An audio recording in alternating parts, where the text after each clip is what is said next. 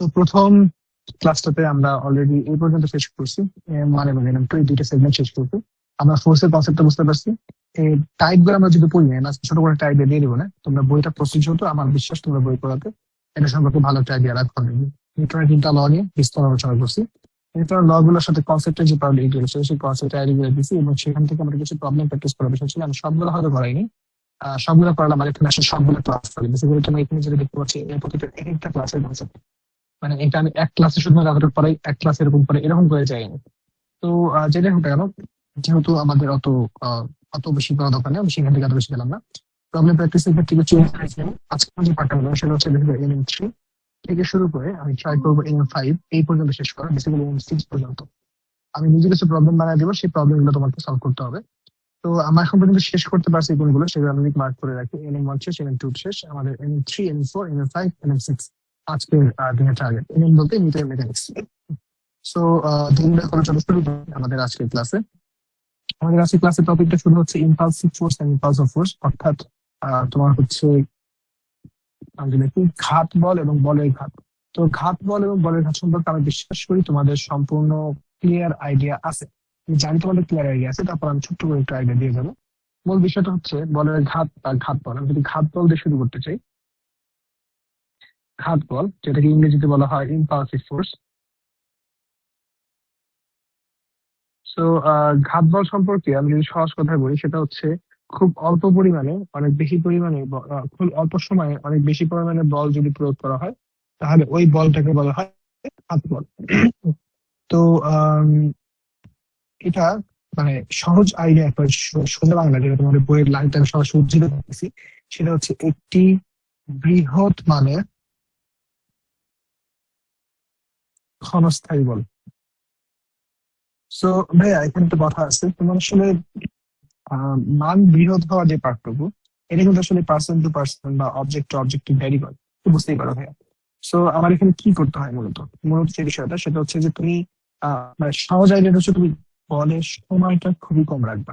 মূল যে কনসেপ্টটা কি, আমার বলের সময়টা খুবই খুবই খুবই কম থাকবে। টেন্স টু জিরো, আমরা অলরেডি লিমিটে শিখে আসছি না টেন্স টু জিরো কথাটা। এই টেন্স টু জিরো কথাটা অ্যাকচুয়ালি আমাদের এইগুলাতেই লাগে, মানে ফিজিক্যাল ওয়ার্ল্ড এগুলো ইউজ আছে। এই যে টেন্স টু জিরো বললাম কথাটা, এটা এখানে আসছে মূলত। এই টেন্স টু জিরো কথাটা দিয়ে আমরা এখানে বুঝবো যে কতটুকু ক্ষুদ্র সমান। সো এটা গেল আমাদের ঘাত বল। তো এটা সম্পর্কে যদি আমি কিছু উদাহরণের কথা বলতে চাই, তোমাকে আমার উদাহরণগুলো বলতে পারবা? দেখি তোমরা যেগুলো উদাহরণ জানো একটু ফাস্ট বলতে হবে, দেরি করা যাবে না। দাদা উদাহরণ জানো একটু বলো, যে যেটা জানো।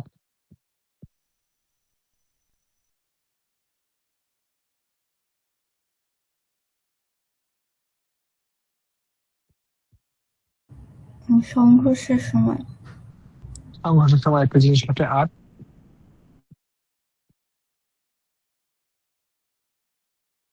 সময় কিছু বলো, উদ্দেশ্য কিছু বলো। ক্রিকেট খেলার টাইমে ব্যাট বলে। এক্স্যাক্টলি, সুন্দর উদাহরণ দিয়েছো, ক্রিকেট খেলার টাইমে ব্যাট বল। ওকে। আর আদিবা যেটা বলছো সেটাও সুন্দর হয়েছে, কন্ডিশন অর্থাৎ সংঘর্ষের সময় যেটা হয়। আর কিছু উদ্দেশ্য তুমি একটা দাও তাহলে।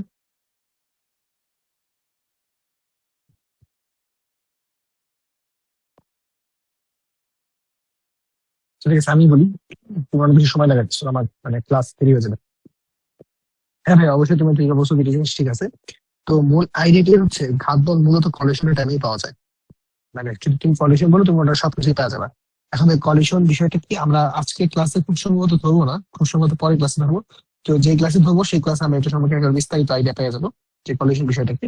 আপাতত এটাই ধরে নাও, একটা বস্তুর সাথে একটা বস্তুর যে টাচ লাগা, এটাই তোমার এক ধরনের সংঘর্ষ। এবং যে কোনো সংঘর্ষকেই আমরা ঘাত বলের সাথে তুলনা করতে পারি। তো তোমাদের বইয়ে দুইটা জিনিস আছে, যে দুটো জিনিস তোমরা, আমি জানি তোমার মেডিকেলের জন্য এক্সপিরিয়েন্স না, বাট তুমি অ্যাসপিরেট হও বা না হও, আমার মনে হয় তোমার জেনে রাখা উচিত, সেটা তোমার জন্য পরবর্তীতে অবশ্যই কাজে দিবে। সেটা হচ্ছে বইয়ের দুইটা উদাহরণকে আলাদাভাবে স্পেসিফিক্যালি উল্লেখ করে দেওয়া হয়েছে, যেটা আমার মাঝে মাঝে প্যাচ খেয়ে যায়। দুইটা না, একটা তো প্যাচ খেয়ে গেলো তোমরা। প্রথমটা হচ্ছে টেনিস বলের উদাহরণ। তোমরা যদি একটু বইটা দেখো, বইটা খুললে তোমরা নিজে দেখতে পারো, টেনিস বলের ক্ষেত্রে একটা ছবি দেওয়া আছে। তো টেনিস বল অবশ্যই একটা, টেনিস বল বলো বা ক্রিকেট বল বলো, ওইটা বেসিক্যালি ক্রিকেট রানের পড়ে যাচ্ছে। কিন্তু সেকেন্ড যে জিনিসটা, এটা না আমরা কখনোই ভাবি না, সেটা হচ্ছে সুইচ। তুমি যখন সুইচ টেপো তুমি অ্যাকচুয়ালি ঘাত বল প্রয়োগ করতেছো। তাহলে চিন্তা করে দেখো, তুমি সুইচ অনেক ফাস্ট, তুমি সুইচটা চাপ দিয়ে ধরে তারপরে কি করো, অন করো। সব সুইচটা জাস্ট নর্মাল সুইচের কথা চিন্তা করো। তুমি বাসার বাড়িতে যে সুইচ ইউজ করছো, তুমি কি মানে চাপ দিয়ে ধরে রাখো কতক্ষণ? রাখো না। তুমি যেটা করো, এক টান দিয়ে হুট করে দিয়ে শেষ করে দাও। বুঝতে পারতেছো কথা? তো এই যে হুট করে সুইচ দিয়ে তুমি অন করে দিবে, এটাই হচ্ছে তোমাদের ঘাত বলের একটা পার্ট। সো বইয়ে যেহেতু আছে, আমি আলাদা করে উল্লেখ করে দিলাম কথাটা। সুইচ, এটা মেডিকেল পরীক্ষা এসবের জন্য আসে। কি করবো ভাই, এসব আগে জিনিস মেডিকেল পরীক্ষা আসে। আচ্ছা, তো এরপরে আমাদের আসতেছে যেটা, সেটা হচ্ছে এবার বলের ঘাত। বলের বিষয়টা খুবই সহজ। মূল বিষয়টা হচ্ছে বল এবং তার উপর ক্রিয়া করার যে সময়টা, সেই বা বলের ক্রিয়া করার যে সময়টা, ক্রিয়া করার যে গুণফলটা, সেটা হচ্ছে আমাদের বলের ঘাত। So, সহজ কথা যদি বলি, বলের ঘাতটা আমাকে বলতে হবে এফ টাইমস টি। তো এখান থেকে আমাদের কিছু কথা আসবে, আমি জানি তোমরা জানো ভাই এই কথাটা, তারপর আমি একটু উল্লেখ করা দরকার উল্লেখ করেছি। সো যে ইকুয়ালস এফ টাইমস টি, এখানে বুঝতে পারছো এটা কি মাল্টিপ্লিকেশন ঘটতেছে বলতো? এটা স্কেলার মাল্টিপ্লিকেশন ঘটতে উইথ ভেক্টর, এটা ভেক্টর, এটা স্কেলার। সো এখান থেকে আমি স্কেলার মাল্টিপ্লিকেশন করতেছি যেহেতু। তো যাই হোক না কেন, তো আমরা জানি F equals M G minus N U over T, আর সাথে সাথে টি থাকতেছে। তো এখান থেকে বুঝতেই পারতেছো M D minus M U, এই জিনিসটা কোনো কি, এই জিনিসটা ভরবেগের পরিবর্তন বা ডেল্টা টি। তো এখান থেকে অবশ্যই বসে মাথায় রাখবা, আমরা ভরবেগ এই ফলে ঘাত বলতে যা বলতেছি সেটা আর কিচ্ছু না, সেটা আসলে কি, ভরবেগের পরিবর্তন। ক্লিয়ার? তুমি এগুলো আগে পড়ছো আমি জানি, হ্যাঁ, ওই জন্য আমি খুব বেশি দেরি করতে চাই, খেয়াল করতেছো হয়তো না, টানতেছি। তো যাই হোক না কেন, এখানে বিষয় হচ্ছে, এখানে একটু ভালোভাবেই করে রেখো, তোমরা বই পড়লে সবকিছু পেয়ে যাবে, তারপর আমি একটু আলাদা করে উল্লেখ করে দিচ্ছি। সেটা হচ্ছে বলের ঘাত এবং ঘাত বলের মধ্যে পার্থক্য, এটা খুবই ইম্পর্টেন্ট একটা কোশ্চেন। বলের ঘাত ও ঘাত বলের মধ্যে পার্থক্য, এটা খুবই খুবই খুবই ইম্পর্টেন্ট একটা কোশ্চেন। খ নাম্বারের জন্য প্রশ্ন চলে আসে। তো ভাই খ নাম্বার প্রশ্ন আসলে তোমরা অলরেডি বুঝতে পারতেছো, প্রথমে কি বলবো, আমি প্রথমে দিব হচ্ছে সংজ্ঞা। সংজ্ঞা দিয়ে দিবা, বলের ঘাতে হচ্ছে বল এবং তার ডিউরেশন, যেটা এটা গুণফল। আর ঘাত হচ্ছে আহ, অত্যন্ত বৃহৎ, মানে খুব ক্ষণস্থায়ী বল। আর তুমি যদি দ্বিতীয় কথা আসতে চাও, দ্বিতীয় কথা তোমাকে বলতে হবে কি হয় না হয়।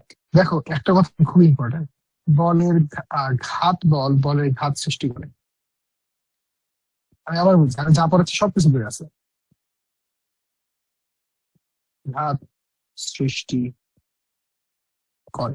এখন কথাটা বিশ্বাস হয়?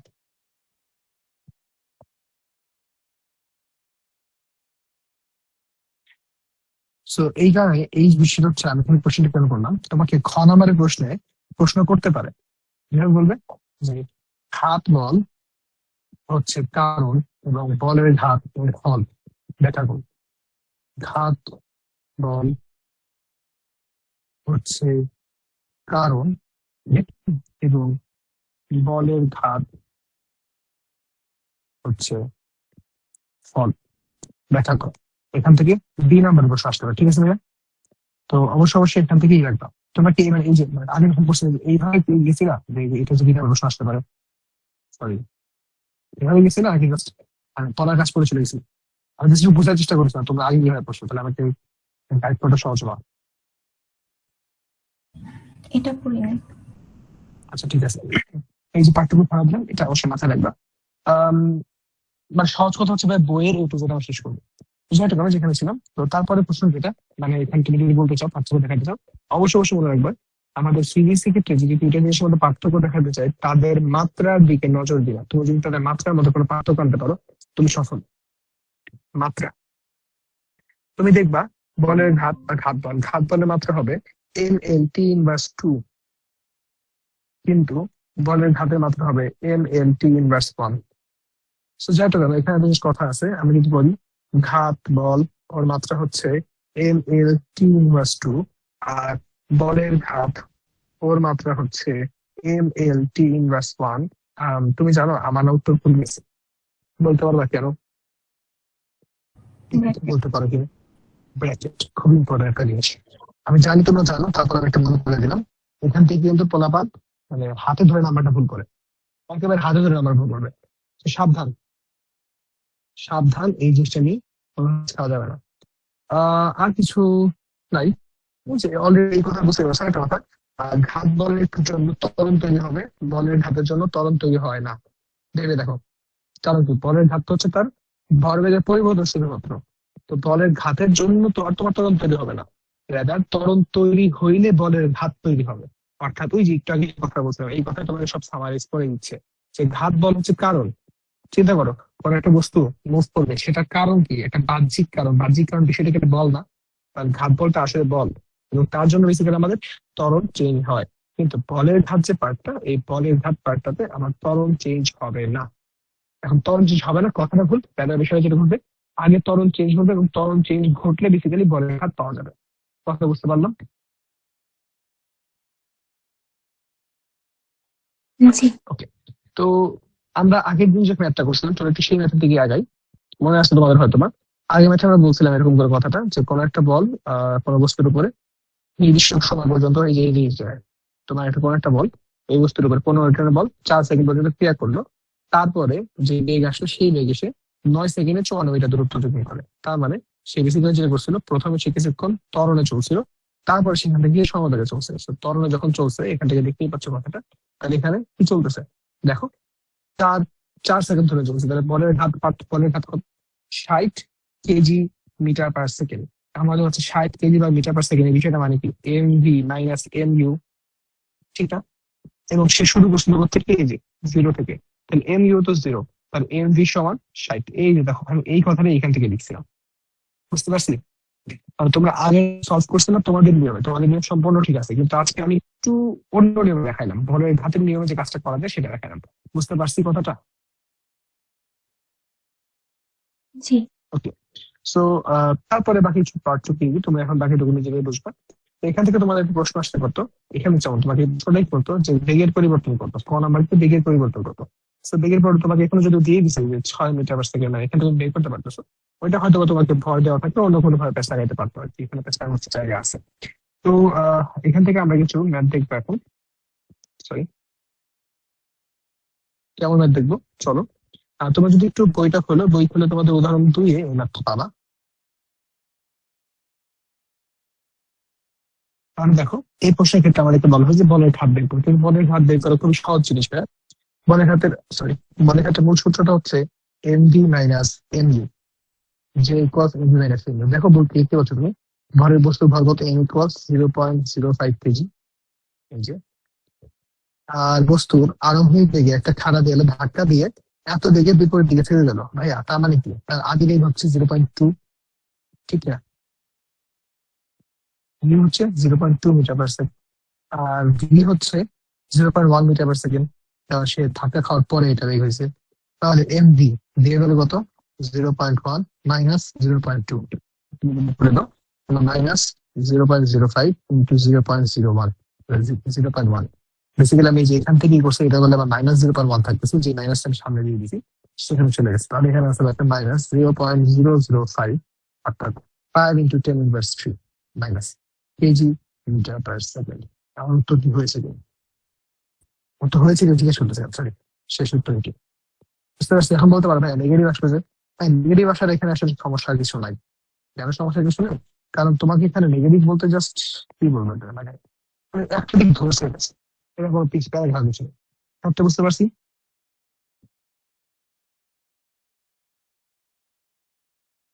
কথা হুম। বলি, একটু কথা বলতে ফার্স্ট,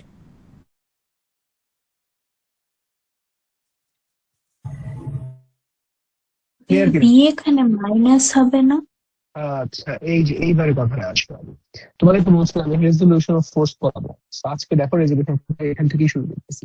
তো হ্যাঁ, এখানে তোমার যে কথাটা বলছো, কথাটা সম্পূর্ণভাবে সঠিক। এখানে বিটাকে মাইনাস ধরতে হবে। কেন মাইনাস ধরতে হবে? কারণ এখানে এটা কি দেখো তো, এই জিনিসটা কি, কি বলে না কি, এটা হচ্ছে বেগ। বেগ মান কি? মান দ্রুতি প্লাস স্পিড, ঠিক আছে? বলো বলো বলো। জি। বেগ মানে হচ্ছে দ্রুতি প্লাস ডিরেকশন। তো তোমার তো ডিরেকশন বলতে হবে ভাইয়া, তুমি ডিরেকশন বলো নাই। তো ডিরেকশন তুমি যখন মেজার করতে যাবে, তখন তোমার কিন্তু কি করতে হবে? বাড়তি কিছু ফিচার অ্যাড করতে হবে। অর্থাৎ সোজা আইডিয়া যদি বলি, বাড়তি ফিচার যেটা, সেটা মূলত কি? সেটা মূলত হচ্ছে তোমার কি? ডিরেকশন। সেই জায়গায় আমরা যেটা করবো, দেখো ঠিক থাকবে, দেখো একটা কথা বলছে, অনুভূমিক অনুভূমিক বেগ। অনুভূমিক বেগ বলতে যে এক্স অক্ষ বোঝায়, এটা কিন্তু তোমরা জানো সবাই।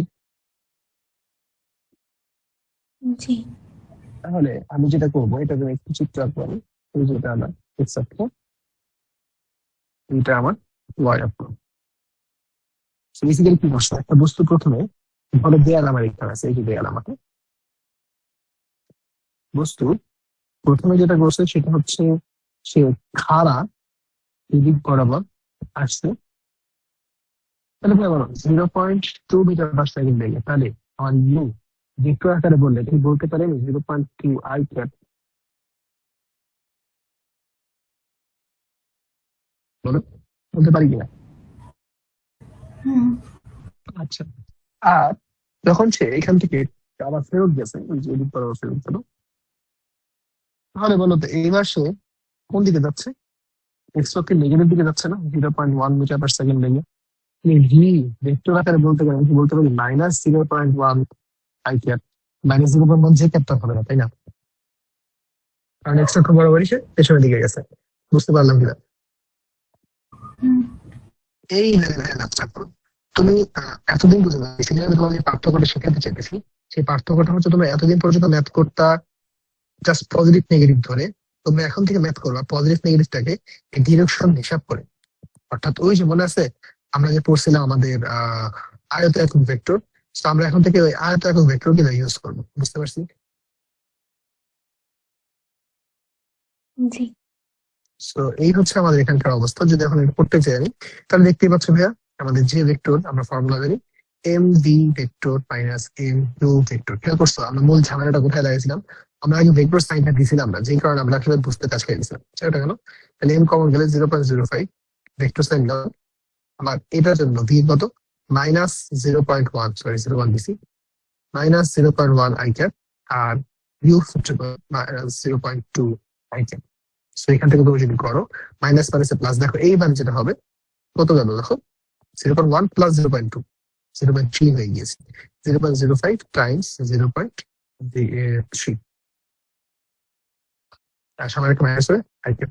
এখান থেকে যদি গুণ করো, গুণ করে দেখো 0.015 পাবা, যেখানে বলতে পারো 1.5 ইন্টু 10 ইনভার্স 2 কি 3, 0.1 সাইজ 0.122, 10 ইনভার্স 2 হবে আই ক্যাপ। এবার এখানে মাইনাস থাকবে।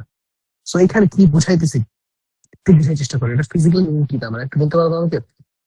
দেখি তো। সো ভাইয়া এইটার ফিজিক্যাল মিনিং কি হইলো?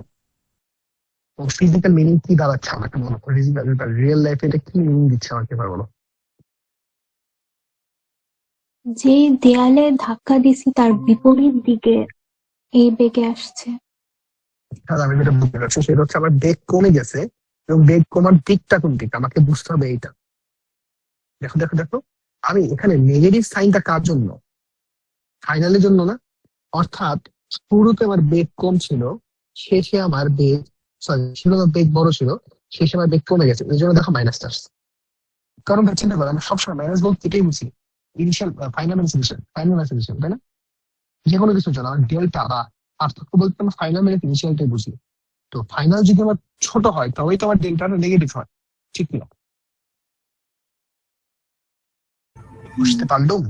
তো এখান থেকে আমাদের এই ম্যাথটা চলে আসছে। তো এখন তোমরা যখন বলবে বলের ঘাতের মান বের করতে, একটা কথা আছে এখানে আবার, বলের ঘাত বের করতে বলছে, বলের ঘাত তোমাকে বেশি করে বলের ঘাতের মান বের করতে, বলের ঘাত বের করতে বলে তুমি just এখানে সরাসরি 1.5 ইন্টু 10 ইনভার্স, এটা বা সরাসরি তোমাকে যখন বুঝো কথা, বলের ঘাত বের করতে বলো যদি বলে, তাহলে অবশ্যই পুরোটা দিবা, অবশ্যই এখানে মাইনাস সহকারে অ্যাড করে দিবা।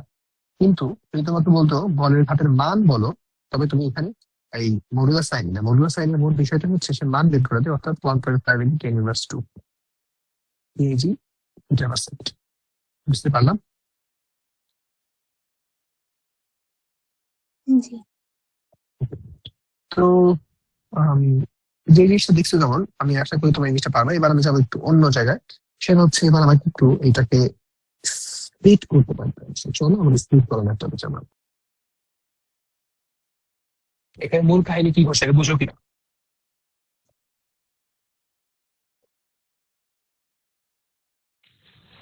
কথা বলি।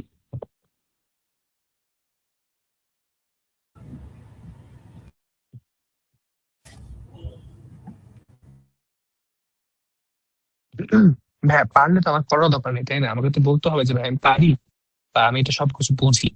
তোমাকে যখন জিজ্ঞেস করতেছি যে বুঝছো কিনা, জিজ্ঞেস করার মূল উদ্দেশ্য হচ্ছে তুমি আসলে যদি বুঝে থাকো সেটা কি আন্দাজে বুঝো, কতটুকু বুঝো।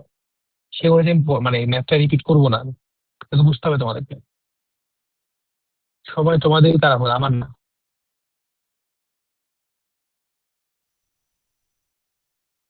কিছু যেহেতু বলতেছে না আমি করবো। তো দেখো এখানে কি বলছে, বলছে এখানে 0.2 কেজি ভরের একটা ক্রিকেট বল 20 মিটার/সেকেন্ড বেগে ছুটে যাচ্ছিল, ভালো কথা ছুটতেছে। এখন যেটা হয়েছে, এই যে এখানে আমার ক্রিকেট ব্যাট ছিল, ব্যাটটা দিয়ে আমি তার পিটাইছি। কিভাবে পিটাইছি? তাকে 60 ডিগ্রি কোণে পিটাই দেওয়া হয়েছে। কত ডিগ্রি কোণে? 60 ডিগ্রি কোণে একই দিকে আমি ফেরত দিছি। এখন এই জায়গাটা কথা আছে, আর মেইনটা কি দাঁড়ালো? মেইনটা হচ্ছে, ধরো এই যে এটা হচ্ছে আমার ব্যাট, ব্যাটের সার্ফেস। বেসিক্যালি আমার এরকম করে এসে পড়ছিল সে। সে যখন পরে, আমরা তাকে কি করছি, তাকে এমন ভাবে বাড়ি মারছি, বাড়িটা গিয়ে তাকে 60 ডিগ্রি করে ঘুরে দিচ্ছে। অর্থাৎ এইটা এরকম যদি হয়,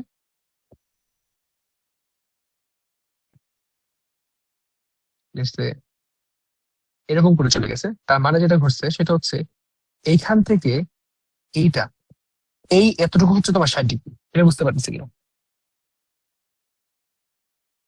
এখন আমি কথাটা কিসের জন্য এরকম ভার্টিক্যাল সাইড দিয়ে দেখাইলাম, রিজনটা হচ্ছে, আমি যদি এটাকে এরকম না রেখে বলো ব্যাটটা আমার এরকম করে আসছিল, অ্যাকচুয়াল তো এরকমই ঘটে।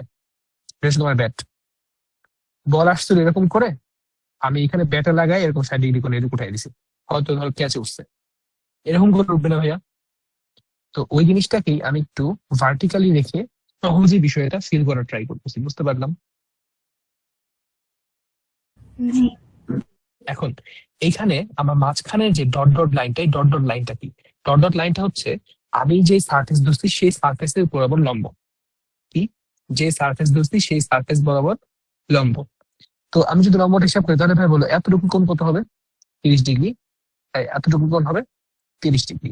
বেসিক্যালি আমরা যখন ম্যাথ করবো তখন আমরা এই 30 ডিগ্রি হিসেব করে কাজটা করবো, বুঝতে পারছি? এখন জি। কথা আছে, কি হয়েছে, একটা বল প্রথমে আসছে, ব্যাটের সাহায্যে আমি 60 ডিগ্রি কোণে বলটাকে বিক্ষিপ্ত করছি। এবার বল প্রথমে আসছিল, ব্যাটের দিকে আসছে, তারপর ব্যাট থেকে দূরে চলে গেছে। তো এইখানে ক্ষেত্রে আমরা যেটা দেখলাম এই পর্যন্ত, তাহলে দেখো এদিক বরাবর ইউ, এটা হচ্ছে আমাদের ইউ, এটা হচ্ছে আমাদের ভিউ। ভাইয়া তুমি চাইলেই কি এইটাকে এক্স অ্যাক্সিস ওয়াই অ্যাক্সিস ধরতে পারো? ভেবে দেখো তো।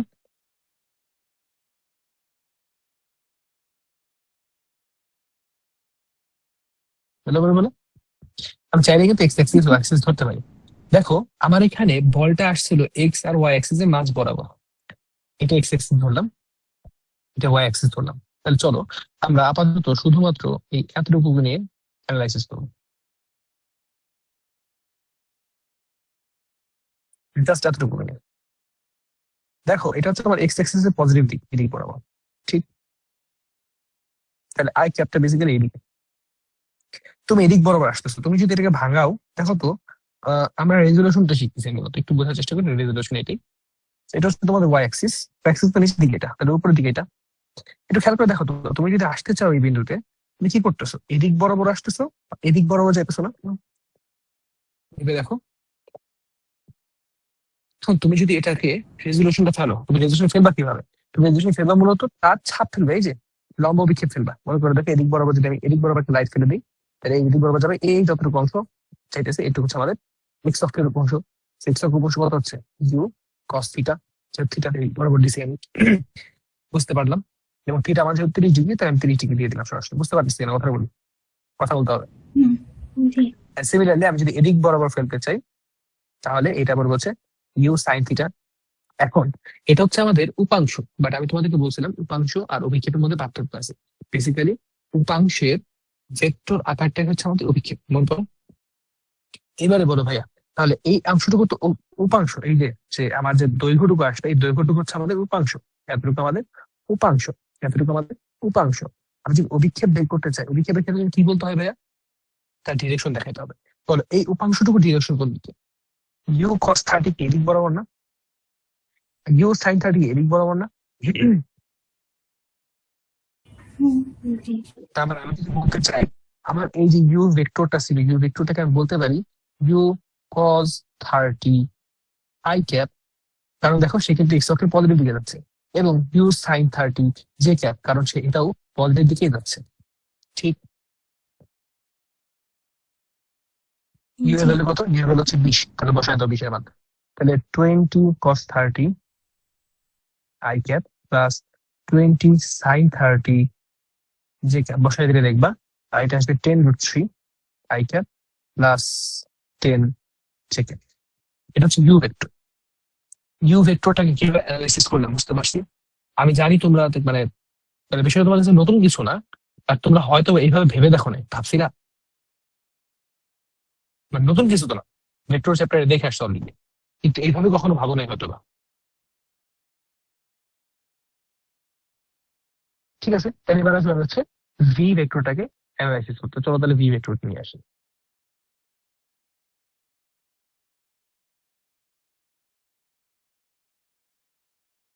ভি ভেক্টর দেখো তো ভাইয়া, ভি ভেক্টরের ক্ষেত্রে এবারে আমি যদি তার উপাংশ গুলোকে নিয়ে চিন্তা করি, তাহলে ওর উপাংশ একটা পড়বে এই বরাবর, আরেকটা পড়বে এই বরাবর। তবে উপাংশ তো পাইলে ওর অভিক্ষেপের দিকে যাবো। উপাংশ আর অভিক্ষেপের মধ্যে পার্থক্য যেন কি ছিল ভাই, একটু মনে করি, আবার বলি। উপাংশ আর অভিক্ষেপের মধ্যে পার্থক্য যেন কি ছিল? দিক। দিক। উপাংশ হচ্ছে আমাদের অভিক্ষেপের মান। ঠিক আছে, তাহলে বলো এবার যদি তুমি এদিকে আসতে চাও, আহ এটা 30 ডিগ্রি, এটা আই ক্যাপ তো এইদিকে, যে ক্যাপ এইদিকে, তাহলে ভাইয়া বলো এই এতটুকু অংশের মান কত হবে আর এতটুকু অংশের মান কত হবে? বলছিলাম যার সাথে অ্যাঙ্গেল সে থাকে সিঙ্গেল এবং তার সাথে কজ।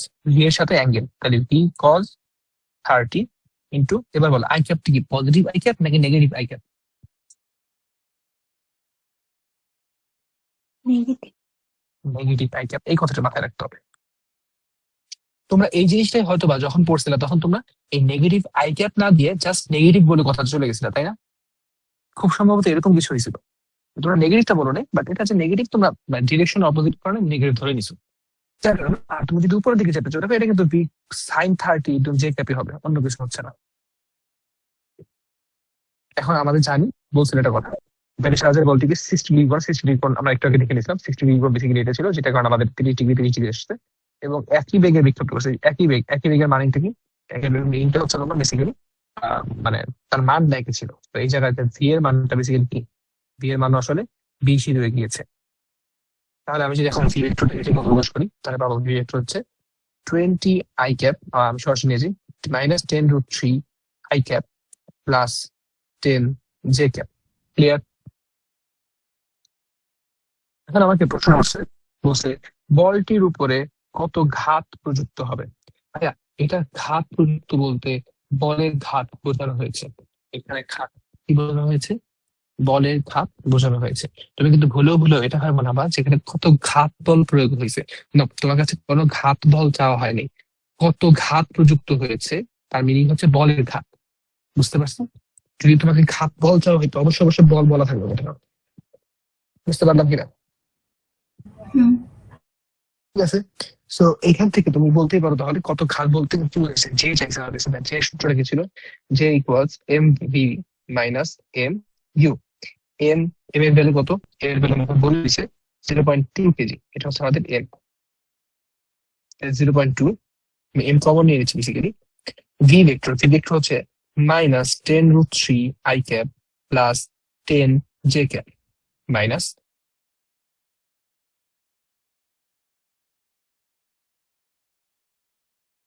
এবার যদি আমি ইউ ভেক্টর হচ্ছে 10√3 I cap plus 10 J cap. এখন তুমি যদি সাইনটা উঠায় দাও, 0.2 কে 0.2 এর জায়গায় রাখো, -10√3 I cap plus 10 J cap -10√3 I cap -10 J cap. খেয়াল করে দেখো, -10 +10 কাটা চলে গেছে, সব মিলে তুমি উত্তর পাচ্ছ -0.2 টাইমস 10√3 আই ক্যাপ। তুমি গুণ করে দাও, দেখবা এটা গুণ হয়ে যাবে। সো গুণ করলে তুমি পাবা হচ্ছে 2। সো ফাইনালি তোমার উত্তর হবে 2√3 আই ক্যাপ। এটা হচ্ছে তোমাদের জে এর ভ্যালু। যেমন তুমি যদি যে অ্যান্সার যদি এভাবে দাও, তোমার অ্যান্সার সম্পূর্ণ হয় সঠিক, আনলেস তোমাদের টিচার কোনো মানে গাইডেন্স করতেছে, আহ এটা সম্পূর্ণ হয় সঠিক, এখানে তুমি ফুল মার্ক পাবা, কারণ তোমার এখানে মান এবং দিক তুমি দুইটাই দেখাই দিচ্ছে। তার মান হবে 2√3 আর দিক হবে এই আই ক্যাপ বরাবর। বুঝতে পারলাম। এবার আসলে তাহলে আমি একটু ফিজিক্যাল মিনিংটা বোঝার চেষ্টা করি। ফিজিক্যাল মিনিংটা কি? ফিজিক্যাল মিনিংটা হচ্ছে ভাইয়া সে, হ্যাঁ ভাইয়া। 20 √3 হবে না? ভাইয়া 0.2 আর 10 গুণ করলে কত হয়? না, এর আগের লাইন -10 √3 -10 √3 দুইবার আছে না? ও হ্যাঁ হ্যাঁ হ্যাঁ হ্যাঁ হ্যাঁ, এখানে একটা 2 গুণ হবে। হ্যাঁ সরি ভাই, সরি সরি সরি, ভুলে গেছিলাম। এখানে একটা 2 গুণ হবে। Sorry sorry sorry sorry, thank you. এইবার তাহলে হ্যাঁ হ্যাঁ ঠিক আছে, তাহলে 4 √3 হবে।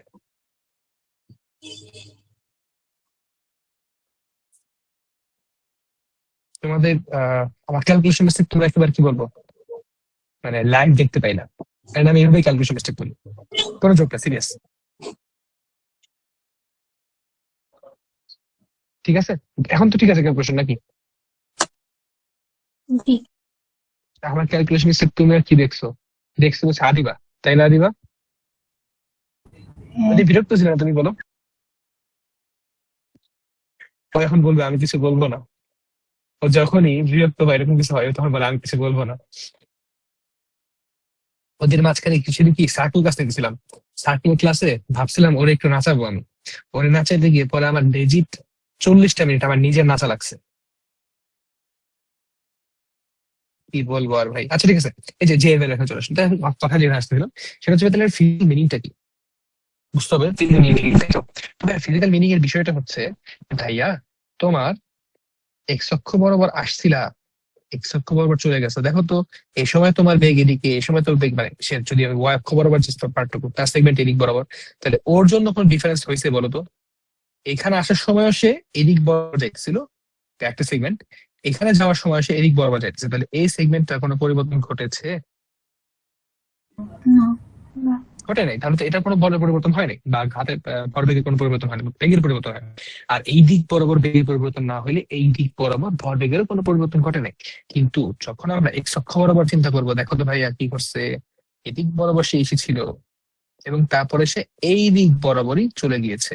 এখন ভাইয়া তার নেগেটিভ আসলে, নেগেটিভ আসার মিনিংটা কি? নেগেটিভ আসার ক্ষেত্রে আসলে তো কথা বলতে নেগেটিভের কোনো মিনিং নাই এখানে অ্যাকচুয়ালি। আর তুমি যদি তারপরও মিনিং ধরতে চাও, আমি তোমাকে বারবারই বলছি, মূল মিনিংটা হচ্ছে ফাইনাল ব্যালেন্স ইনিশিয়াল।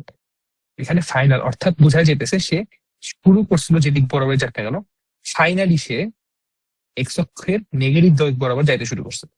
বুঝতে পারছি কথাটা? ফাইনালি সে এক্স অক্ষের নেগেটিভ দিক বরাবর যাইতে শুরু করছে। Clear clear? সো হ্যাঁ, ম্যাথ গুলো এতই সহজ, ক্লিয়ার, এত কি কয়েকজন। তো যাই হোক না কেন, আমি তোমাদেরকে পড়ানোর সময় আমি প্রথম ক্লাসে কিছু জিনিস বলতে ভুলে গেছিলাম, সেই জিনিসটা আমি একটু আলোচনা করবো এখন। সেটা হচ্ছে বলের বিভিন্ন টাইপ গুলা, বলের বিভিন্ন আছে সেই টাইপ গুলা। তো আমাদের বল যেগুলো আছে আমি ছোট করে আলোচনা করছি, তোমরা জানি জানি তোমরা জানো, তো ছোট করে বলে দিচ্ছি। আমাদের বল বেসিক্যালি কয় প্রকার? আমাদের বল যদি ফান্ডামেন্টাল পর্যায়ে চলে যায়, আমাদের ফান্ডামেন্টাল বল হচ্ছে তোমার 4 প্রকার। এই যেখানে দেওয়া আছে, মহাকর্ষীয় বল, তারপর হচ্ছে তোমার নাম হলো কি তড়িৎচুম্বকীয়, সবল নিউক্লিয়, দুর্বল নিউক্লিয়। মজার বিষয় হচ্ছে সবল নিউক্লিয় আর দুর্বল নিউক্লিয়কে শুধু নিউক্লিয়ার ফোর্স হিসেবেও ধরা হয়। সো অনেক কেসে এটাকে 3 প্রকারের বল হিসেবেও ধরা হয়, কিন্তু আমাদের বই এটা 4 প্রকার ধরা হয়েছে, আমরা 4 প্রকার হিসেবে চিন্তা করবো।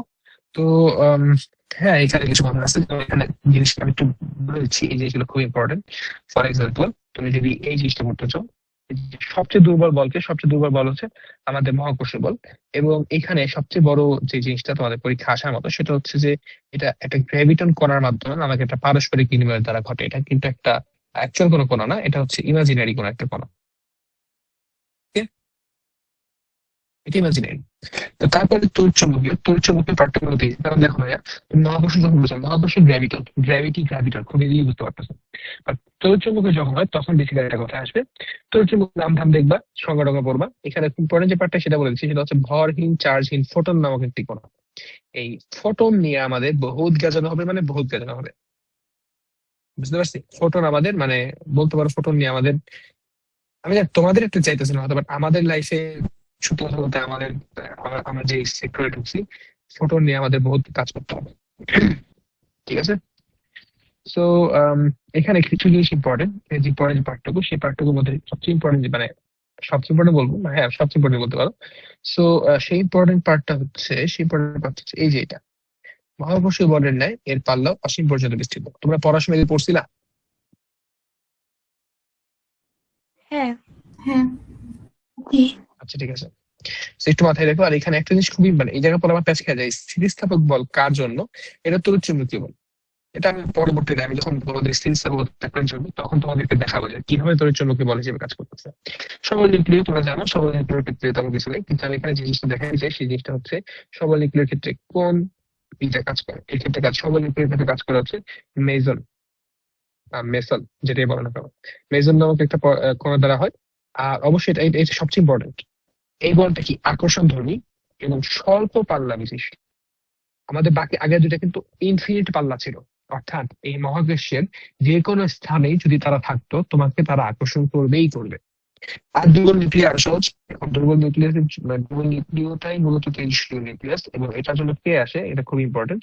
দুর্বল নিউক্লিয়ার ক্ষেত্রে কাজ করে হচ্ছে তোমার আলফা, বিটা, গামা, এদের বিরুদ্ধে আসে। আর এদের ক্ষেত্রে খুব ইম্পর্টেন্ট বোজন নামক একটা কণা দ্বারা এটা কার্যকর হয়। এই বোজন কিন্তু জানো তো, সঞ্চয়িন্দ্রনাথ বসু তার নাম থেকে আসছে, জানো? হুম।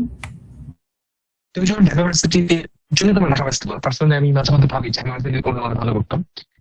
বলছিলাম তোমাদের ফিজিক্স ডিপার্টমেন্ট বা এগুলাতে ওদের একটা হেরিটেজ আছে, যতই মনে করো।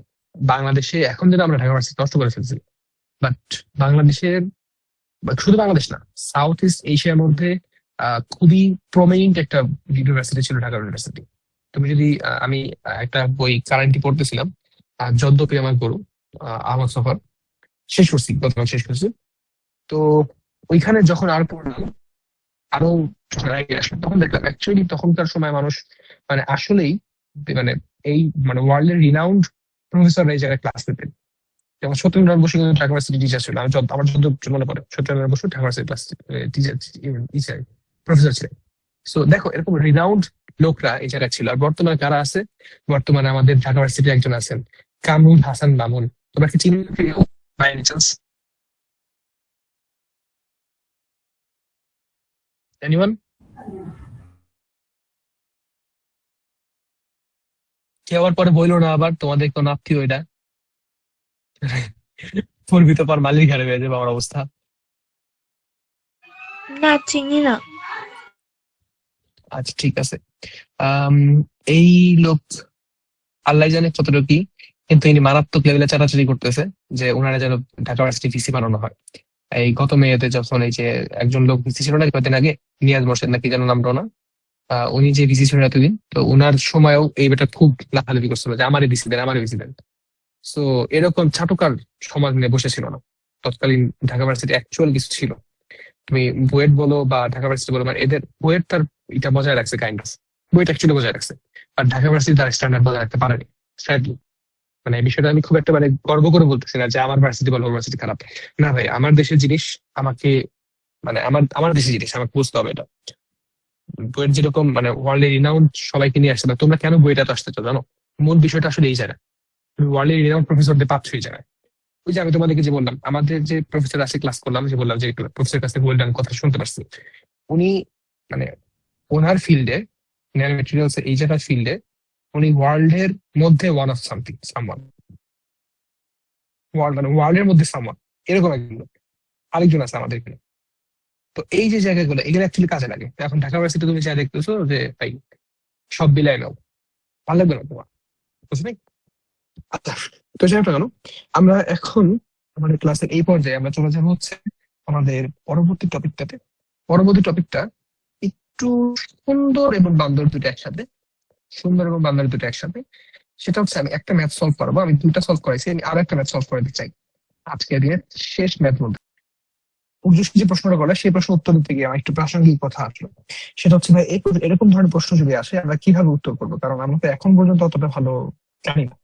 ভাইয়া এখানে মূল বিষয়টা কি, মানে তোমাকে অনেক বেশি পরিমাণে চিন্তা করতে পারতে হবে, অনেকগুলো ওয়েতে চিন্তা করতে পারতে হবে। সহজ কথা যদি বলি, অনেকগুলো ওয়েতে চিন্তা করতে পারতে হবে। So এই জায়গাটাতে সত্যি কথা বলতে আমি প্রথমবার পারি, একেবারে মানে কি বলবো, স্বীকার করে নিচ্ছি আমি নিজে প্রথমবার পারি। But যখন আমি দেখলাম একটা প্রসেস শিখলাম, নতুন একটা ওয়েতে চিন্তা করতে শিখলাম, এই চিন্তা করতে শেখাটা আমার ইম্পর্টেন্ট ছিল, প্রসেসটা আমার জন্য ইম্পর্টেন্ট ছিল। তারপরে যখন অন্য নানা ধরনের ম্যাথ আসছে, আমি তখন ডাইভার্স ওয়েতে চিন্তা করতে পারছি। এবং আমাদের পড়ালেখা করার মূল উদ্দেশ্য, তোমাদের জিজ্ঞাসা করছিলাম একবার, মনে আছে? আরিবা আর হচ্ছে উজস্বী, তোমরা তখন ছিল দুজন, তোমরা তখন জয়েন করো নাই। মনে আছে জিজ্ঞেস করছিলাম যে পড়ালেখা করে কেন করি আমরা? হুম। আমি কি বলছিলাম কিছু তখন, মানে উত্তরটা হিসেবে কিছু বলছিলাম? তোমরা তো অনেক কিছু বলছিলাম, আমি কিছু বলছিলাম?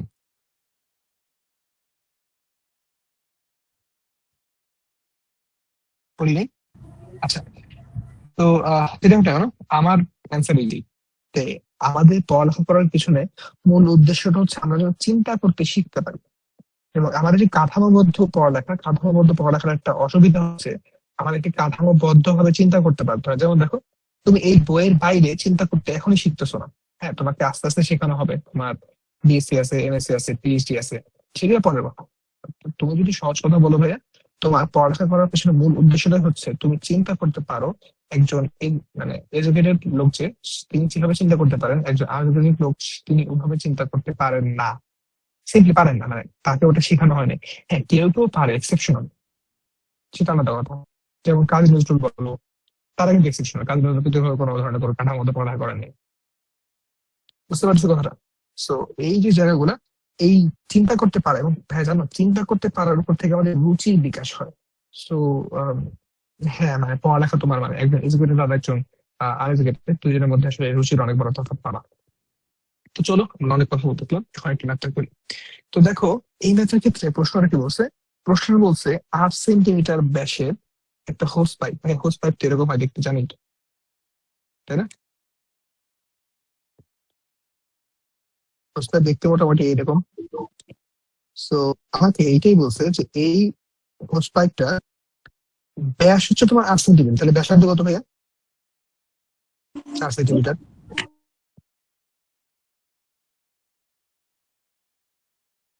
ঠিক আছে। আচ্ছা, বলছে আনুভূমিক ভেবে একটি খাড়া দেয়ালের উপরে। আচ্ছা, তাহলে পাইপটা আমার আনুভূমিক ভাবে আছে, তার মানে সে কি এক্স অক্ষ এবং ওয়াই অক্ষ, মানে এক্স অক্ষ বরাবর আছে, ঠিক? হুম। একটা খাড়া দেয়ালের উপরে, যে খাড়া দেয়াল, খাড়া দেয়াল মানে কি ওয়াই অক্ষ। হুম। সেখানে সে 8 মিটার পার সেকেন্ড বেগে পানি ছুড়ে মারতেছে। তার মানে যেটা হচ্ছে ওর মধ্যে তো পানি আছে, এই পানিটা এখানে গিয়ে লাগতেছে। সে যখন পানিটা এর মধ্যে গিয়ে লাগতেছে তখন তার বেগটা হচ্ছে 8 মিটার পার সেকেন্ড। তার দিক কোন দিকে? তখন ডিরেকশন হচ্ছে এই দিকে। এটা ক্লিয়ার? হুম।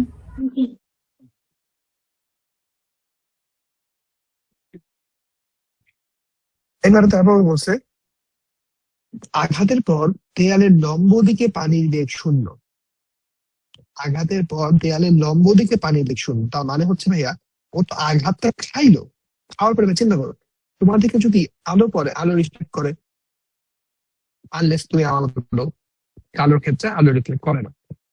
জোকস অ্যাপার্ট, যেটা বলতেছিলাম সেটা হচ্ছে যে আমাদের যদি এদিক বরাবর আসে, নর্মালি কি রিফ্লেক্ট করবে? সো পানিও তো রিফ্লেক্ট করার কথা।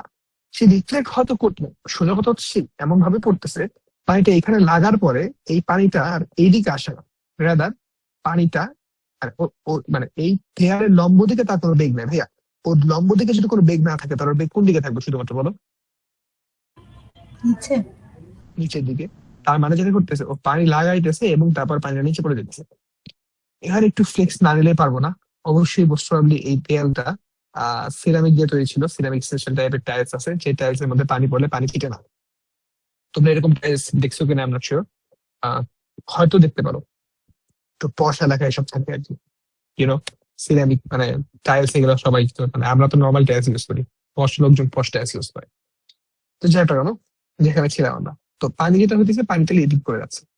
ভাইয়া এবার একটু চিন্তা করে দেখি তো, আমাদের ইউ ভেক্টর ভ্যালু কত? 8 i ক্যাপ না? আমি ধরে নিছি সে এক্স অক্ষ পজিটিভ দিকে। আমি যদি এই জিনিসটাকে উল্টা ধরে কাজ করতাম, আমাকে মানা করতো কেউ? কোনো মানা করতো না কিছু। আমি ধরে নিছি এদিক বরাবর। ভাই ভি কত বলো?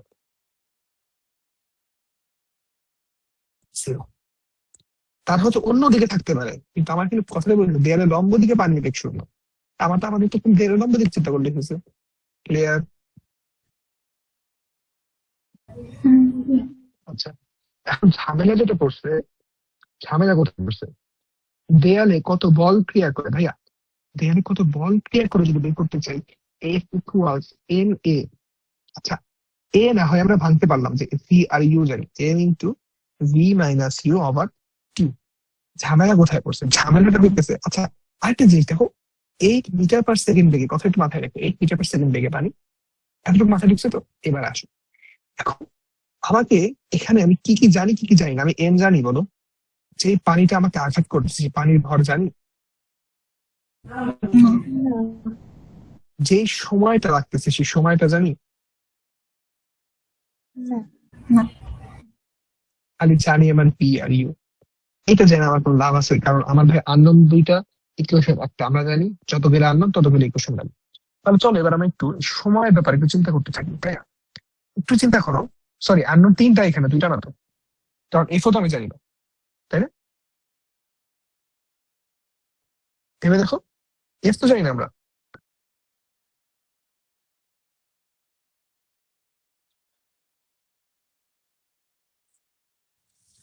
বুঝতে পারতেছি কিনা? তো এখন দেখো ভাইয়া, তো এফও যেহেতু আমি জানি না, তো আমি সব মিলে এখানে এই কথাটা রাখতে পারি। এখন আমার ঝামেলাতে আমি কিছু কিভাবে মানে অ্যাপ্রোচ করতে পারি কিভাবে? এখানে আমি কয়েকটা ওয়েতে অ্যাপ্রোচ করতে পারি। ফার্স্ট ওয়ে হচ্ছে, আমার যদি কোনো কারণে ভরটা দেওয়া থাকে, ভাইয়া যদি তোমার কোনো কারণে ভর দেওয়া থাকে, তাহলে তুমি এম এর বেলা সরাসরি যাবো না? আচ্ছা, এখানে যদি তুমি ভরের মান জানো, তাহলে তুমি না সময়ের মানও জানবা। শুনতে একটু ওয়ার্ড লাগে কথাটা, সত্যি কেন? কারণ দেখো, ওই 8 মিটার পার সেকেন্ড, তাহলে কি এখানে 8 মিটার জুড়ে যে পানি আছে, সেই পানিটাই তো গিয়ে এইখানে আঘাত করতেছে। তাহলে আমি যদি এইখানকার ভরটা জানতে পারি, তাহলে এখানে ওই পানিটুকু কতটুকু মিটার জুড়ে আছে বের করতে পারবো।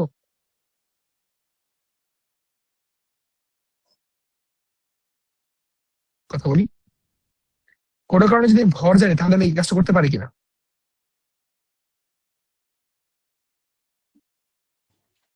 কথাটা বুঝিনি, আমার আসো, কি বুঝতে পারছো? সবাই একটু কথা বলে, মানে যদি বুঝে থাকো তাহলে আমি রিপিট করবো না। হ্যাঁ। দিদা বিদা, কথা বলুন। বুঝছি। অত্যন্ত হয়েছি। তো এইখানে দেখো ভাইয়া, আমার তো ওইখানে আমি ভর জানতে পারলাম, সরি ভর জানার সময় জানতে পারলাম। তো সিমিলারলি আমি যদি সময় জানি, তাহলে কি ভর জানতে পারবো? তুমি না এখানে পানি তো একটা একটা করে কণা বের হচ্ছে, তুমি সেই কণা হিসাব করবা না, তুমি ধরবা এই পুরো একটা বক্স ছিল একটা সার্টেন ডিস্টেন্সের, এই বক্সটা ধরে গিয়ে এখানে আঘাতটা করছে। এবার মনে হয় বোঝাটা একটু ইজি হচ্ছে। এখন ভাইয়া, এই বক্সের ক্ষেত্রে আমি না কিছু কাজ সহজে বের করতে পারি। কিরকম কিছু কাজ?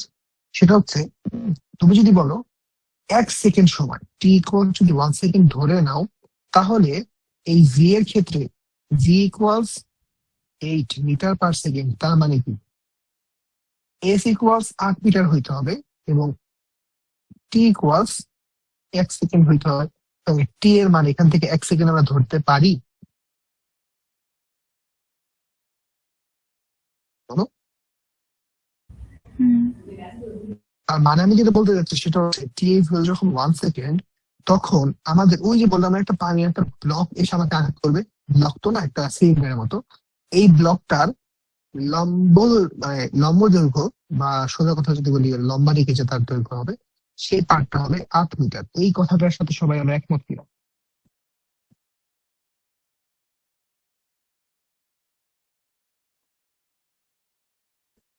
কথা বলি কথা বলি কথা বলি। তুমি যেটা চিন্তা করছো সিম্পলি সেটা হচ্ছে, তুমি এখানে এই ব্লকটারই ধরতেছো, এই ব্লকটা তোমাকে এখানে গিয়ে হিট করতেছে, এই যে এই যে ব্লক। তুমি কালার পাল্টায় দিই, এই ব্লক এখানে ছিল, আরে বাহ এত সুন্দর করে কালার ম্যাচ করেছে, মানে ডাইমেনশন ম্যাচ করেছে, এখানে ছিল। এখান থেকে সে হুট করে এরকম যে আঘাতটা করছে, এই যেখানে গিয়ে আঘাতটা করবে। বুঝতে পারতেছি তাহলে এই আঘাতটা করতে কতটুকু সময় নিচ্ছে? 1 সেকেন্ড সময় নিচ্ছে। তাতে কতটুকু পানি গেছে? এই যে এই ব্লকের মধ্যে যতটুকু পানি আছে, ক্লিয়ার এটা? তো এই ব্লকের দৈর্ঘ্য কতটুকু হবে? 8 মিটার। এই ব্যাপারে আমরা কি সবাই সহমত পোষণ করতে পারি? এখন এই ব্লকটার ক্ষেত্রে আরেকটা মজাদার বিষয় আছে ভাইয়া, দেখতে ব্লক মনে হয়, এটা কি ব্লক নাকি একটা সিলিন্ডার বলো তো? এটা কি অ্যাকচুয়ালি সিলিন্ডার না? কারণ ওই যে মনে করে দেখো আমাদের এই হোস পাইপ ছিল, হোস পাইপ তো অ্যাকচুয়ালি সিলিন্ডার, ঠিক আছে? তবে সিলিন্ডারের যদি যদি কথা বলি তাহলে বলো তো, সিলিন্ডারের একটা ভলিউম আছে না, আই আর স্কোয়ার এইচ। আমরা একটু আগে টি ইকুয়ালস 1 সেকেন্ড ধরার কারণে এইচ এর মান 8 মিটার ধরতে পারছি, এবং আমাকে আগে থেকে বলা ছিল তার ব্যাস হচ্ছে 8 সেন্টিমিটার, তার মানে তার ব্যাসার্ধ কত? 4 সেন্টিমিটার। তাহলে আর এর ভ্যালু যে আমরা 4 সেন্টিমিটার বলতে পারবো, এতে কোনো সন্দেহ আছে কিনা? না। এখন ভাই আমরা একটা জিনিস জানি, সেটা হচ্ছে rho equals M by V. আমরা জানতে চাইছিলাম এম এর ভ্যালু কত, আমরা যে ব্লকটা ছুড়ে মারতেছি সেই ব্লকটার ভ্যালু কত। আমাকে বলে দেওয়া আছে পানির ঘনত্ব হচ্ছে 1000 কেজি/মিটার কিউব। তাহলে এখান থেকে কি আমি এই এম বের করতে পারবো?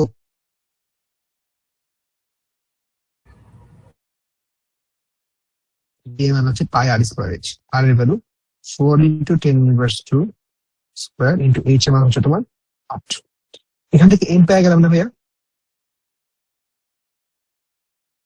বলো বলো বলো। জি। তাহলে এখন কি কি জানি বলো? আমি এখান থেকে টি এর মান জানি, এম এর ভ্যালু জানি, আহ জি এর মান আগে থেকেই জানতাম আমরা, ইউ এর মান আগে থেকে জানতাম। তার মানে তো বের হয়ে যাবে না?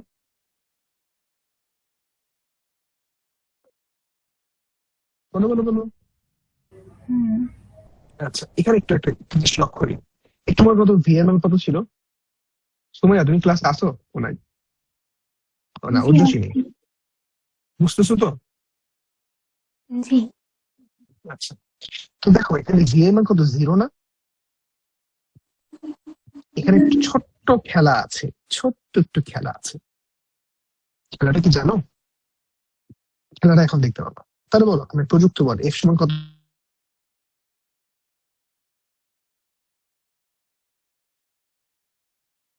ডিভাইডেড বাই টি এর মান 1। এই এম এর মান কত একটু দেখো। এম এর মান যদি বের করো তুমি, এম এর মান খুব সম্ভবত পাবা হচ্ছে আমি এখান থেকে মান বসাচ্ছি 8,000। 8,000 হচ্ছে 4 × 10⁻⁴ 16, আর হচ্ছে 10⁻⁴। 10⁻⁴ মানে হচ্ছে 10⁻⁴ মানে হচ্ছে তোমার 10, 1, 2, 3, 1, 2, 3, 4, আর হচ্ছে তোমার এই পাশে 1,000 ইন্টু পাই, আর এই পাশে আগে থেকে 8 ছিল। তাহলে 1, 2, 1, 2, 3, 3, কিছু একটা আসবে, কি ধরো এম এর মান কিছু একটা আছে, তাহলে যদি ক্যালকুলেশন করতে ছিল তোমার হবে।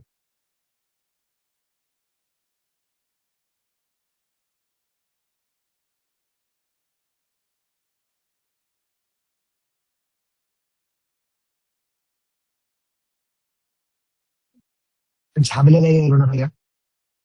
এফ এর মান কি পজিটিভ আসলো নাকি নেগেটিভ আসলো? আমার আসলো নেগেটিভ। ভাইয়া তুমি একটু বই উত্তরটা দেখবা, দেখো ওর উত্তরটা পজিটিভ দিছে। তাহলে কি ঘটলো এখানে? এখানে একটু চিন্তা করে দেখো, তুমি কার পার্সপেক্টিভ দেখতেছো? তুমি কি পানির পার্সপেক্টিভ দেখতেছো নাকি তুমি দেয়ালের পার্সপেক্টিভ দেখতেছো বলো তো?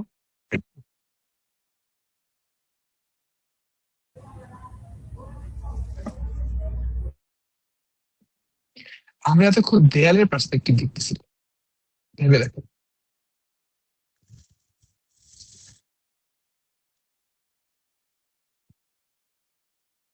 ভাবতে পারতেছো? কারণ দেখো, এফ এর মান নেগেটিভ হওয়ার মিনিংটা কি?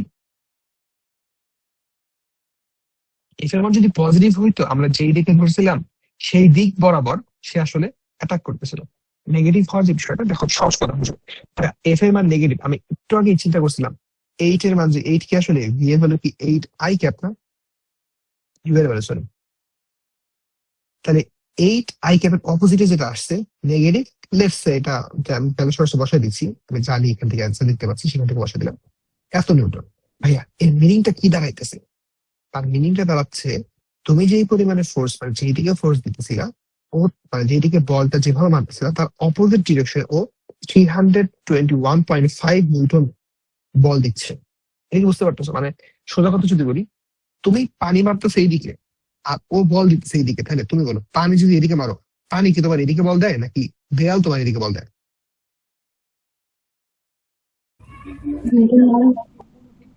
দেয়াল তার এদিকে বল দেয়। তার মানে আমি এখানে যে বলটা পাইছি এই বলটা কার বল? দেয়াল। দেয়ালের বাধাদানকারী বল। এই ম্যাথটা করানোর পেছনে আমার মূল যে ইটা সেটা এটাই ছিল।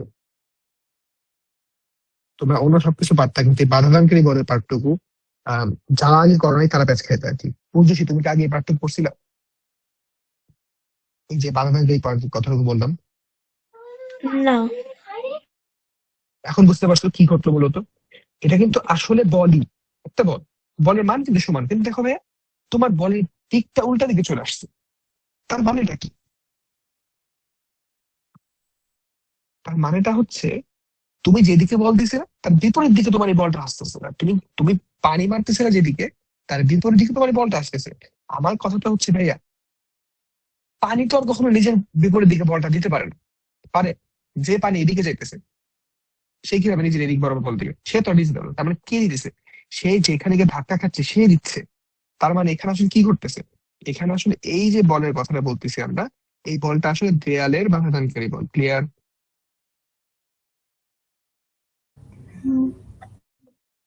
তাহলে আমার প্রশ্ন কি বলছিল?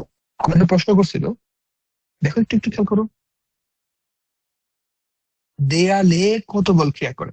ভাইয়া দেয়ালে কত বল ক্রিয়া করে এর মিনিংটা হচ্ছে দেওয়ালের উপর কত বল ক্রিয়া করা হচ্ছে। দেওয়ালের উপর বল ক্রিয়া করতেছে কে? পানি। তার মানে আমার কাছে আসলে কার বল চাইছে? পানির প্রযুক্ত বল। এই জিনিসগুলো বোঝাটা খুবই গুরুত্বপূর্ণ। বুঝতে পারলাম?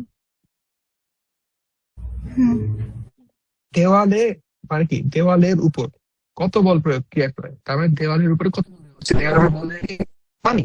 এবং একটু চিন্তা করে দেখো নিউটনের তৃতীয় সূত্র, এই যে আমরা এখন ইউজ করবো। নিউটনের তৃতীয় সূত্র মানে কি বলছিল? ক্রিয়া প্রতিক্রিয়া সমান। ক্রিয়া প্রতিক্রিয়া সবসময় সমান। অর্থাৎ তুমি যে পরিমাণ বল দিতেছো, তুমি যদি সেটাকে থামায় দাও, তার মানে তুমি আসলে ঠিক তার অপোজিট পরিমাণ বল দিয়েই তাকে থামায় দিচ্ছ। আর তুমি একটু চিন্তা করো, তোমার দিকে কেউ একটা বস্তু ছুঁড়ে মারছে, তুমি বস্তুটাকে ধরে ফেলছো, তাহলে বস্তুটা যেই বল নিয়ে তোমার দিকে আসছিল তুমি কি ঠিক সেই পরিমাণ বলটাকে অপোজিট ডিরেকশনে দিয়েছো? এই জন্য সে বস্তুটা থেমে গেছে। কারণ যে F1 মাইনাস F2 ইকুয়াল যদি 0 হয়, তাহলে F1 ইকুয়াল F2 হইতে হইতেছে। তুমি ঠিক অপোজিট পরিমাণে বল এবং সমান পরিমাণে বল দিয়ে তাকে থামাইছো। ঠিক তোমার বলের মান সমান কিন্তু জাস্ট দিকটা বিপরীত। তাহলে তোমার দেওয়ালে বাধাদানকারী বলই কি আমাদের পানির প্রযুক্ত বল অথবা দেওয়ালের উপর প্রযুক্ত বল না? এবং তার দিকটা কি হবে? জাস্ট বিপরীত। এই যে কথাটা শিখাইলাম, একেবারে জন্মের তরে কথাটা শিখে নাও।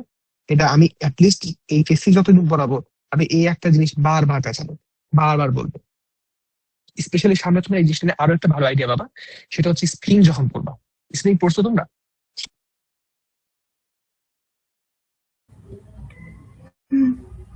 স্প্রিং এর ক্ষেত্রে প্রত্যয়নকারী বল ছিল একটা, প্রত্যয়নী বল। আবার তোমরা যখন ওই যে বিভব পড়বা, বিভবের ক্ষেত্রে একটা মানে বিভব কিন্তু নেগেটিভ, জানো তো? বিভব কিন্তু সর্বদা নেগেটিভ। কেন নেগেটিভ? এই ঠিক এই কারণটাতে নেগেটিভ। তুমি যেদিকে দিবে তুমি জাস্ট অপোজিট ডিরেকশনে তাকে সমান পরিমাণ বল দিবা। সো যাই হোক না কেন, এই ম্যাথের আদ্যপান্ত এখন সবকিছু বুঝতে পারলাম কিনা?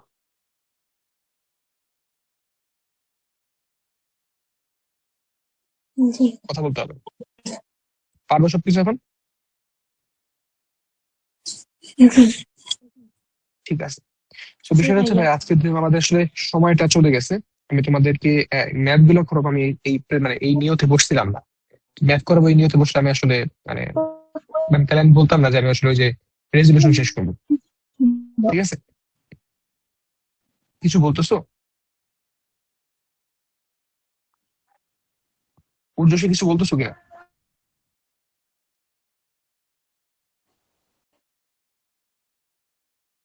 বলো কি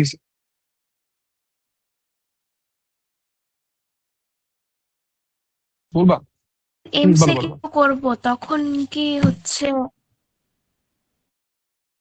যখন এই নাকি ম্যাথটা ঋতুরা বল দিয়ে এমসিকিউতে দিবে? আসবে তখন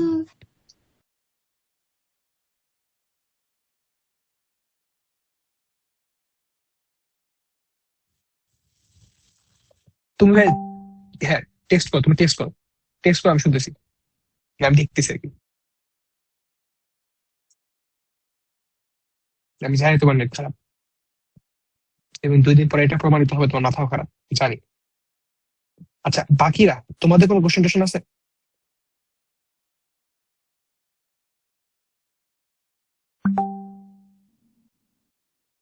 এটাই নিয়ম ভাইয়া, এই যে এইটাই, এখানে মানে কোনো নেই। তুমি এগুলো তখন মাথায় চিন্তা করবা, এই সবকিছু তখন তুমি মাথায় চিন্তা করবা, ম্যাথ হয়ে যাবে। এগুলো তোমাদের অনেক কিছু দেখে মানে কড়াই কড়াই করছে, মানে বেসিক্যালি উর্দুশী প্রশ্ন ছিল যে হ্যাঁ, এটা যদি এমসিকিউতে আসে তাহলে কিভাবে করবো, মানে শর্টকাট এগুলোর জন্য না। হয়তো শর্টকাট থাকতে পারে, অন্য শর্টকাট থাকতে পারে, এইটা না। এটা যে তোমাকে এটা কমপ্লিট আন্ডারস্ট্যান্ডিং এ ম্যাথ। তুমি কনসেপ্ট বুঝছো, তুমি ম্যাথ পারবা। বুঝতে পারতেছি তো?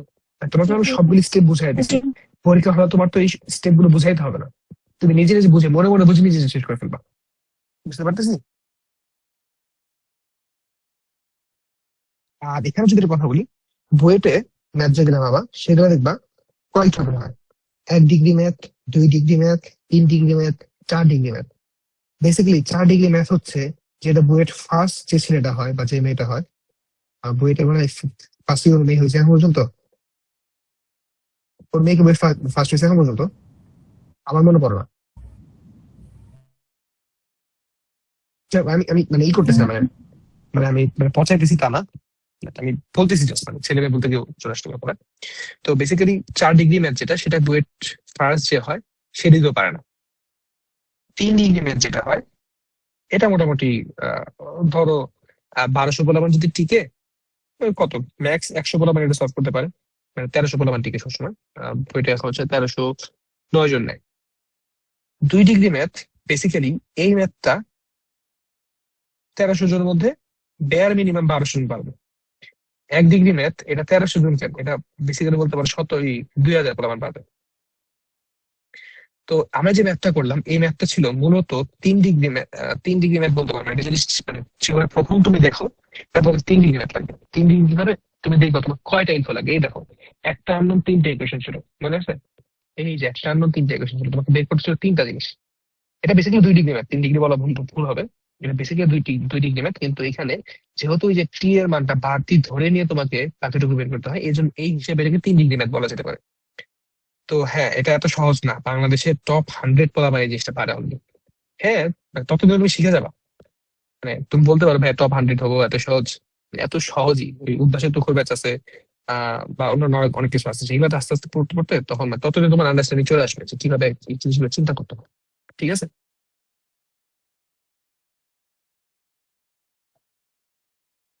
বুঝতে পেরেছি। তো আমি যেটা বলতেছিলাম ভাইয়া, তো আমার আজকের দিন আসলে প্ল্যান ছিল না তোমাদের এতগুলো ম্যাথ করাবো। তো সেটা একটা কোনো ম্যাথ যেগুলো করছি, এই ম্যাথ রিলেটেড কারো কোনো কোশ্চেন বা কনসার্ন আছে কিনা, কোথাও কোনো জায়গায় কোনো কিছু বুঝতে কোনো সমস্যা আছে কিনা, একটু কথা বলতে হবে। এই ম্যাথটা কি ভরবেগের পরিবর্তন দিয়ে করা যায় না? ভরবেগের পরিবর্তন দিয়েই তো করলাম না ভাই। তো বইয়ে কি করছে এটা? বই কি করছে আমি তো জানি না। ও বইও যে টি এর মানে 1 সেকেন্ড ধরে ওভাবে বলছে আর কি। মানে আমি তোমাদেরকে এমটা যেভাবে একটা ব্লক হিসেবে ধরে কথাটা বলেছি না, মানে আমি তো ভাই এখন আমি জানি ভালো বুঝাই কি বলবো। সো আমি তোমাকে যেটা করছি সেটা হচ্ছে ব্লকটা ধরে আমার কথাটা বলছি। আর বইয়ে ওই ব্লকটা ধরে আনে না, ওরা সিলিন্ডার ধরে নিয়েই বলছে যে এই 1 সেকেন্ডে 8 মিটার পরিমাণে ভর আসবে। মানে আমি যেটাকে তোমাকে ব্লক ধরে বলছি, ওরা ওইটাকে একটু ওইভাবে বলছে আর কি। প্রতি সেকেন্ডে দেখো, অত প্রতি সেকেন্ডে যে পরিমাণ পানি দেয়ালে আঘাত করে তার ভর অনেক বড় করে তাছাড়া বলছে।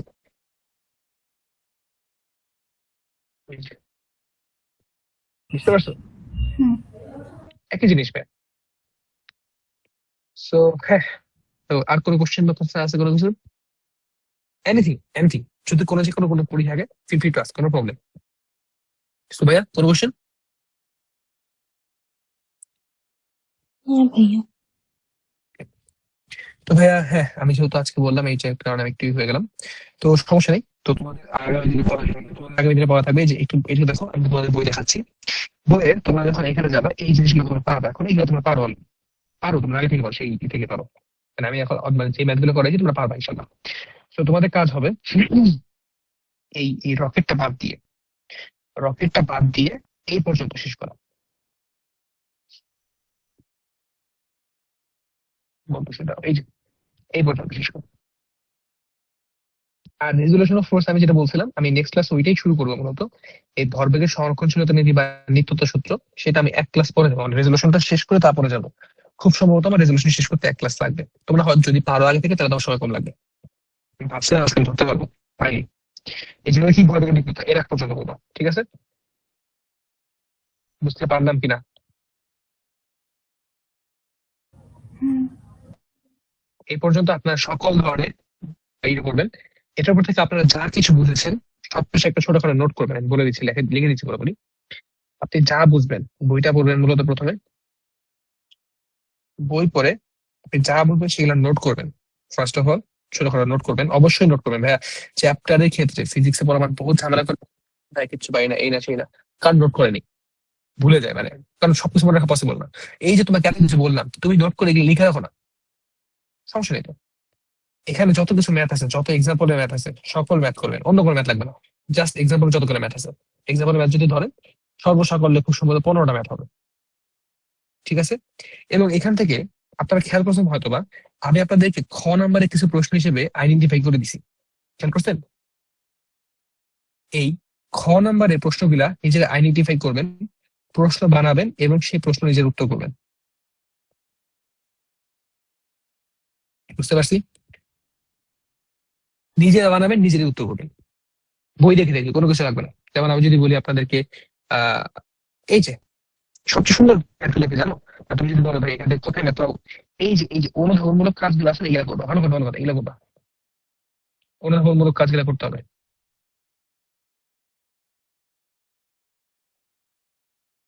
তোমরা অবাক হইতেছো না কিছুটা? কারণ আর যাই হোক, এইসব জিনিস বড় না মনে হয় এর আগে করছো। না। উম, এই রকেটটুকু পড়া লাগবে না, রকেটটুকু আমি পরে দেখাবো, রকেট আলাদাভাবে তো করবে। যেমন এই যে দেখো এই প্রশ্নটা, পাখির আকাশে ওড়া, এটা তো পড়ছো অলরেডি, এটা আবার বলবা। এই অনুধাবনমূলক প্রশ্ন যেগুলো, এগুলো অবশ্যই ভালো মতো পড়বা। এটা একটা আছে। তারপরে এই যে সবচেয়ে বড় বিষয়টা যেমন দেখো দেখো, এই জায়গাটাতে, এখানে যখন তুমি দেখবা, দেখবা যে হাঁটু ভাঁজ না করলে তার উপর 650 নিউটন, আর হাঁটু ভাঁজ করলে, সরি ভাঁজ না করলে তার হচ্ছে 5200 নিউটন, আর যদি হাঁটু ভাঁজ করে তাহলে হচ্ছে 650 নিউটন। তো এইটার ফিজিক্যাল মিনিংটা কি বুঝতে পারছো? তোমরা ফিজিক্যাল মিনিং তোমাদের বলছিলাম এর আগে, ভিজুয়ালাইজ করতে হবে, physical meaning করতে হবে সেটা। তারপরে এই যে এটার ক্ষেত্রে গতি কিভাবে বৃদ্ধি পায়, এটা তুমি কি করবা জানো? গতি বৃদ্ধি পাওয়ার ক্ষেত্রে কোন উপাংশটা কাজ করে সেটা বলতে হবে। প্রশ্নটা বুঝতে পারলাম? এটা মূলত প্রশ্ন করছে তোমাকে, কোন উপাংশের কারণে গতি বৃদ্ধি পায়। বুঝতে পারছি কথাটা? তারপরে এই যে খুবই খুবই খুবই ইম্পর্টেন্ট ভাই, এটা খ নাম্বার খুবই আসে। তোমার চিত্র দিয়ে দেবে, চিত্র দিয়ে বলবে। স্পেশালি এই যে প্রতিক্রিয়া, উলম্ব উপাংশ, এই যে এইগুলো খুবই আসে। বুঝতে পারলাম? এই এই এত এত গাণিতিক বিষয়গুলো লাগবে না, এত এত গাণিতিক বিষয় আমাদের লাগবে না। তারপরে এই যে ম্যাথটা, এই ম্যাথটা কিন্তু সুন্দর ছিল একটা ম্যাথ, তাই না? So, হ্যাঁ, মোটামুটি এই হচ্ছে অবস্থা। তো আমি এইগুলো এত কিছু বলে দিচ্ছি কেন জানো? এই যে এটা একটা খুবই খুবই খুবই ভ্যালুয়েবল কোশ্চেন, এটা খুবই ভ্যালুয়েবল কোশ্চেন, খ নাম্বারের জন্য খুবই সুন্দর একটা কোশ্চেন।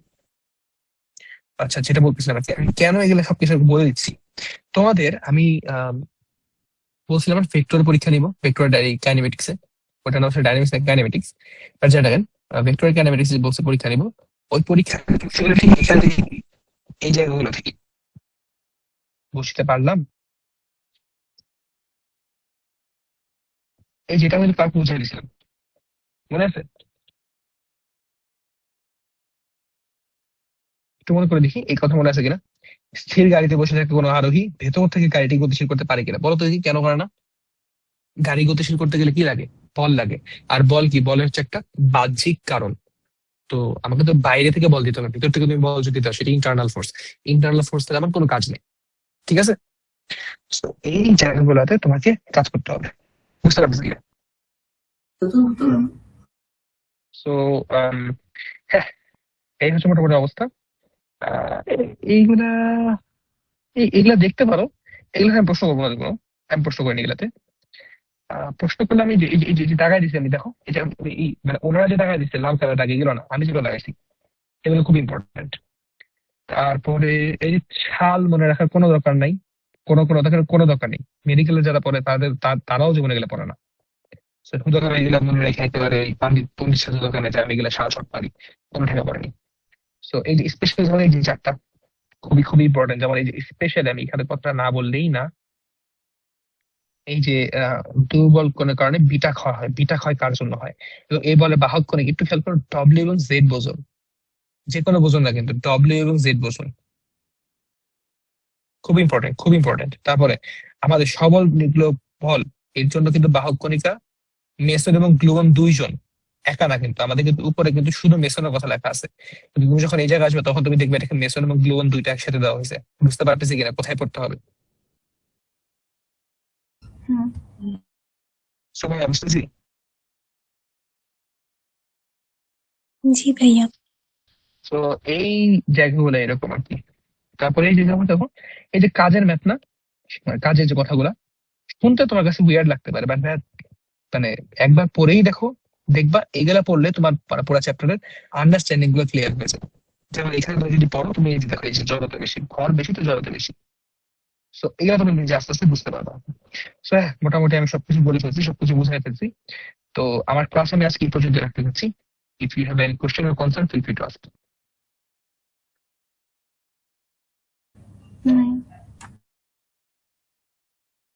ওকে, সো তোমাদের অ্যাটেন্ডেন্স।